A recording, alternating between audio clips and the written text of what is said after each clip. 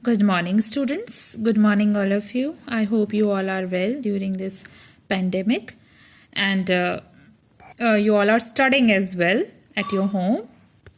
So, before starting any new topic, I would like you to watch these videos through ourselves because the teachers marking attendance according to that. Okay. Now, so today topic is diversity in microbes. Diversity means a variety of shapes and sizes in which they are available. Okay. Actually, they exist in variety of shapes as well as sizes. All of them are very small, but even that they are very small, which organism is in which shape, that also depends. Okay. So if you talk about diversity, it also exists in terms of the types of location do we find the microorganism. As I said, they find everywhere. They find in soil, water, air, inside body of other animals also.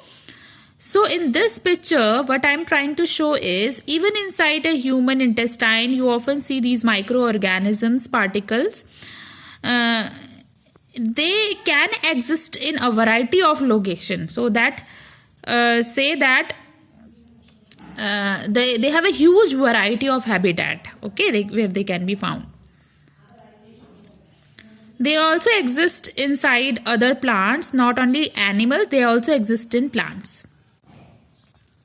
So now let us talk about the exception, that is viruses, because when we talk about microorganisms, we are basically talking about smaller organism, and the discussion remain incomplete without virus. So let us talk about virus and why they are exceptional case.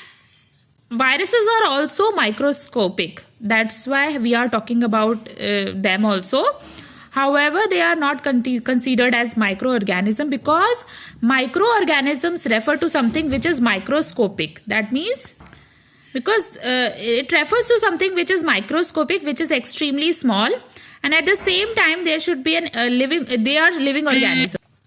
But viruses do not behave like a normal living organism. So viruses are non-living thing. They are like a chairs and tables around us? Not really.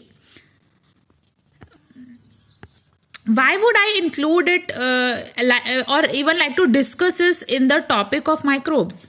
Now, there is a reason behind that. The contradiction, you can say. They do not behave like a living organism as long as they remain isolated. As long as they are outside the host cell. What is host cell now? As I mentioned before also that microbes can exist in the body of other organisms also. Now the other organism inside whose body microorganism is there, that body is called host. So it is something like, let us suppose you are organizing a party of your birthday, and in that party who is the host? You are the host and your friends are the guest, right? So that means all the guests are coming to your party. So in a very similar way, these viruses can exist inside the body of other organisms. So those organisms which welcome the viruses, they are the host. So these hosts can be any other organism. It can be a bacteria. In that case, the virus can actually get inside of a bacteria.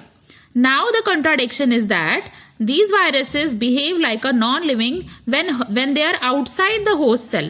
As long as it not entered the host cell, it not inside the bacteria, it behave like a non-living organism. Okay, it does not eat, does not sleep, it does not behave like a plant, it does not behave like an animal, it does not perform any metabolic activities, it doesn't show any sign of life. Okay, as long it is outside the host cell. But when it entered the host cell, as soon as it entered the host cell, it entered inside the bacteria, it start to reproduce. So reproduce, as soon as it comes inside, it start multiplied. Now non-living organism will not replicate, okay, will not reproduce, multiply overnight. So when in a very simpler way, even if they are enter inside the cell, they start multiplying. Okay, so because of this peculiar behavior, viruses are considered as non-living thing when they are outside the host cell, but as soon as it inside the host cell, it start act like a living cell. Okay.